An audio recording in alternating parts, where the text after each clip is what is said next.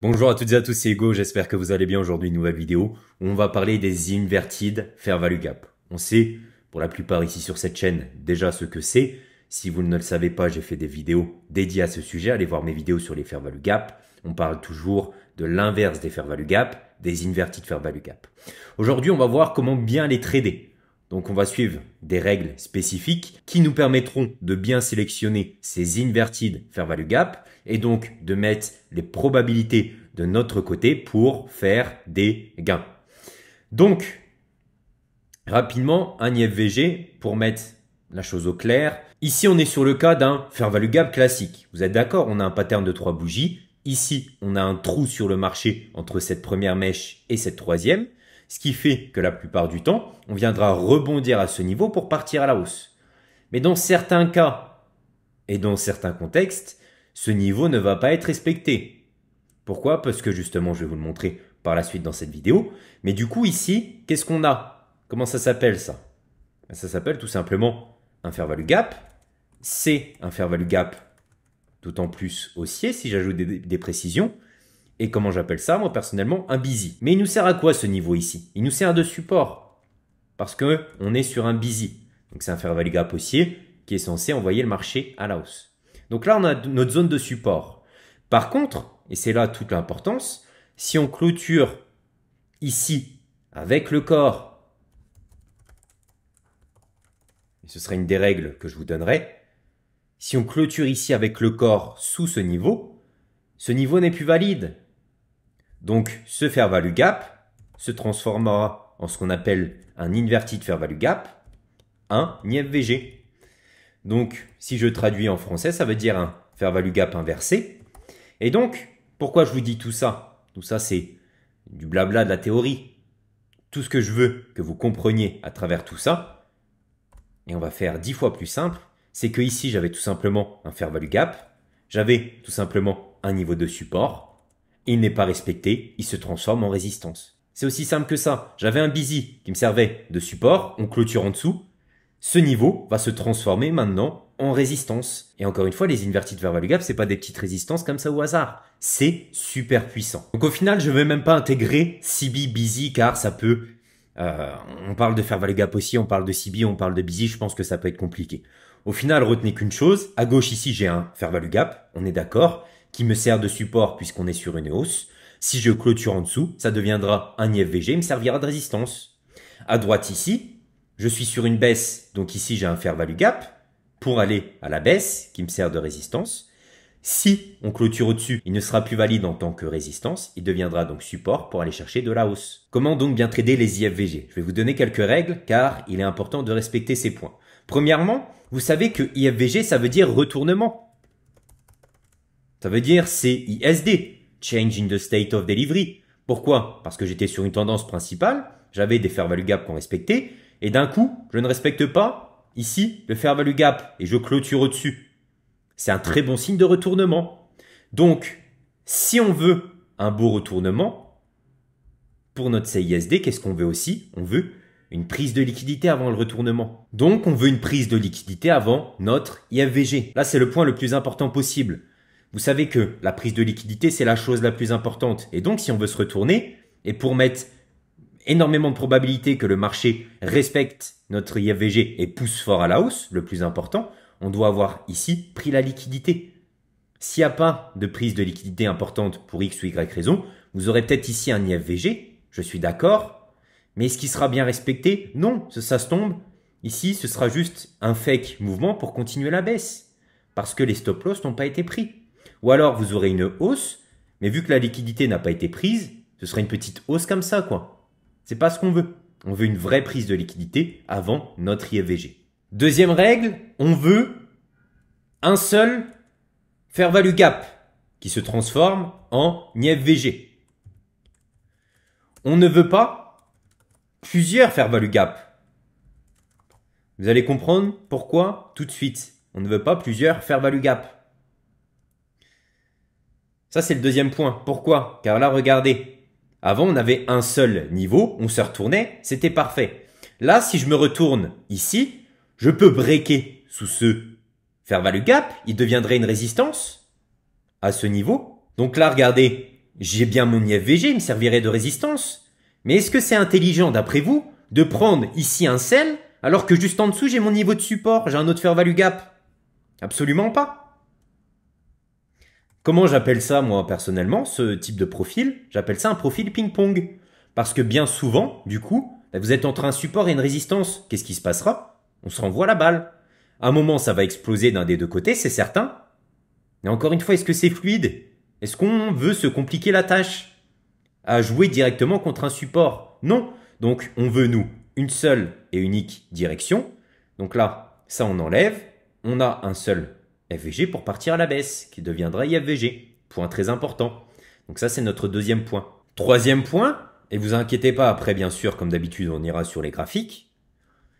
Bien sûr, on doit clôturer avec le corps en dessous. Je vois encore trop d'erreurs.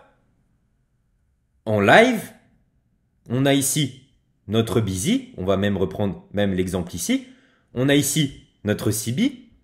Mais ça, c'est un point très important que je vais vous donner. Donc là, je ne peux pas simuler les conditions de live puisque je suis sur des schémas, mais vous allez tout de même comprendre la chose. On a beau aller à la hausse comme ça avec la bougie et aller jusqu'ici.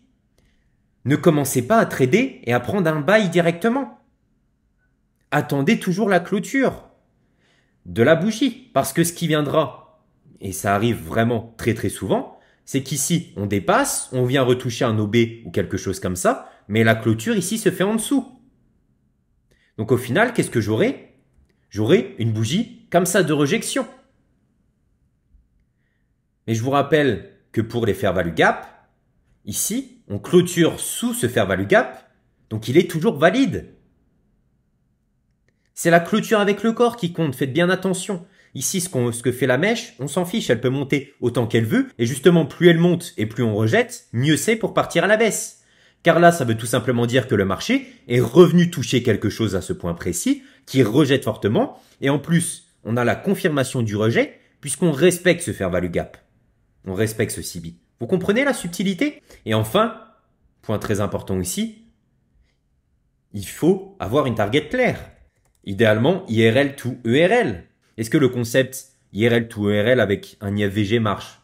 Personne ne l'a proclamé. Et c'est pas moi non plus qui vais le proclamer. Mais gardez juste en tête que si on trade ici un IFVG pour partir à la baisse, c'est d'avoir une sell side liquidity. Donc entre guillemets, c'est de faire la chose IRL to ERL. Ok? IFVG to liquidité externe. On repasse sur une hausse. Donc là, j'avais un CB qui n'est pas respecté ici, qui devient support pour le marché pour aller à la hausse. Et l'idéal, c'est bien sûr ici d'avoir une target de là à là.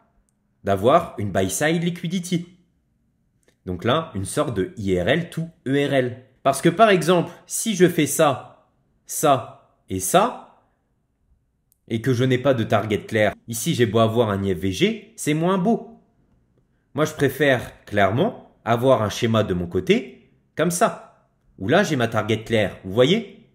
Une target claire qui est assez proche. Donc là, vous avez pour moi vraiment 4 points très clairs. Encore une fois, ça sert à rien d'avoir 10 points, sinon on ne tradera jamais. Ici, vous avez vraiment tous les points principaux pour mettre toutes les chances de bien trader les IFVG. On va maintenant sur les graphiques. On est donc sur le premier exemple sur GBPK dans 4 heures. Et regardez, et encore une fois, c'est tout ce que je vous montre sur cette chaîne YouTube. Qu'est-ce qu'on a ici? On a un BOS. Qu'est-ce que fait le marché? Il retrace dans un fair value gap. Il continue. BOS continuation. On a notre PDRA qui sert de résistance. On va à la baisse. Juste après, même pattern. BOS, ici, qu'est-ce qu'on a? On a notre fair value gap, notre CB. Je ne l'invente pas. Le marché va fortement à la baisse. Par contre, et c'est là où sont toutes les subtilités du trading. Ici, regardez. Est-ce qu'on fait un BOS là? Est-ce que le marché nous montre signe de continuation? Non.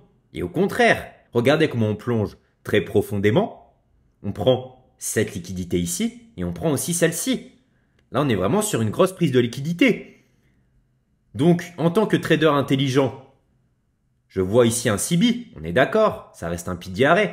Est-ce que je vais me placer dessus? Encore une fois, tout est question de probabilité. Ça dépendra de chacun. C'est plus compliqué qu'un CB qui est ici. Donc là, est-ce que je vais me dire direct j'achète? Non, il me faut des confirmations. Quelle serait la confirmation ici que ce CB ne serait pas respecté et qu'il deviendrait support pour le marché? Une clôture au-dessus. Qu'est-ce que nous montre maintenant le marché? Tout simplement, regardez, on respectait encore le CB. Mais là, d'un coup, on clôture au-dessus. On dépasse, et c'est ça l'importance de bien tracer ces niveaux, de ne pas faire ça sur le téléphone à l'arrache sur la plage. D'accord? Regardez, si je mets comme ça, c'est valide. Non, soyez bien précis avec vos niveaux. C'est toute la subtilité d'ICT. C'est là où on remarque tous les petits détails. Et regardez ce qu'on fait. À partir de cette bougie ici, on clôture au-dessus. Et là, vous ne vous posez pas 10 000 questions. Je ne cherche plus de la baisse. Si le marché aurait voulu aller à la baisse, il y serait allé. Ce n'est pas normal de faire ça. Donc là, cette résistance devient officiellement support. Là, c'est officiel. On a donc ici notre IFVG. Je ne cherche pas plus loin. Je fais aussi simple. Maintenant, c'est que de l'achat que je prends. J'ai mon support ici. Là, le marché, il est actuellement ici. On a clôturé au-dessus. Je ne vais pas chercher de la vente. J'ai mon support ici. Pourquoi jouer contre un blocage sur le marché là? Ça n'a pas de sens. Là, j'ai un blocage là au niveau du marché si je dois repartir à la baisse. Troisième point, est-ce qu'on a un seul et unique fair value gap? Oui, on n'en a pas plusieurs ici. Donc là, on a un bon niveau de support et on n'a pas ici une grosse résistance qui nous empêcherait d'aller à la hausse. Vous comprenez ça, ce mécanisme de support et résistance? Il ne faut pas qu'on ait en face de nous, si je suis acheteur sur le marché, une résistance. Vous comprenez que c'est logique? Pourquoi prendre un trade en face de moi alors que j'ai une résistance? C'est comme dans la vie. Comment voulez-vous que je pousse une voiture s'il fera un main émis? Il y a blocage. Ça ne bougera pas. Là, c'est exactement la même chose. Donc le but pour nous, c'est qu'on ait l'accès libre jusqu'à la prochaine liquidité. Et c'est le dernier point, on doit avoir des belles liquidités à target. Le marché ne se balade que de liquidité en liquidité. Est-ce que c'est le cas? Et regardez ici ce qu'on a. On a un magnifique swing high actuellement à ce niveau-là. Donc, on a une très belle liquidité à target. Et encore une fois, est-ce que je m'improvise sur une nouvelle tendance pour aller chercher 20 R? Non, je fais simple. Je prends mon petit trade d'ici à mon support jusqu'à la prochaine target. J'ai fait ma journée. Merci, au revoir, j'ai fait mes profits, on se revoit demain. Donc comme vous voyez, ici, le marché a décollé, on est venu retester ce support parfaitement et d'un coup en plus, une énorme bougie de displacement sur une seule et unique bougie, vous faites TP. Et regardez l'importance de bien quitter ces ordres aux liquidités puisque après, on a un gros retracement. Ne soyez jamais trop gourmand en trading. Je pense que vous le savez. Donc là, voyez-vous, pour la phrase, on ne veut pas plusieurs FVG. Je tenais quand même à faire un exemple car c'est important. Regardez ici, on enchaîne vraiment les fair value gap. C'est pas comme sur l'exemple d'avant où on fait une nouvelle expansion, on a un nouveau fair value gap, on en a un petit à petit, on monte tranquillement. Là, il s'enchaîne. Et donc, ce qui fait que ici, j'ai plusieurs fair value gap. J'en ai même un ici qui tient le marché et qui fait monter le marché. Donc là, regardez ce qu'on fait à cet exemple. Ici, j'ai du coup un fair value gap qui n'est pas respecté, qui devient résistance. Ici, pareil, on a clôturé en dessous avec les corps. Pareil, j'ai une résistance. Par contre, ici, j'ai un niveau de support. Qu'est-ce que je fais? Quoi faire? Vous comprenez qu'on se complique directement la tâche. J'ai support, j'ai résistance. Ça veut rien dire.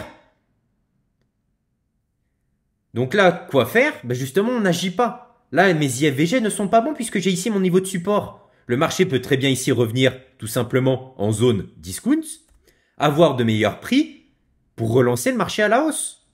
Mes IFVG ici ne sont pas valides.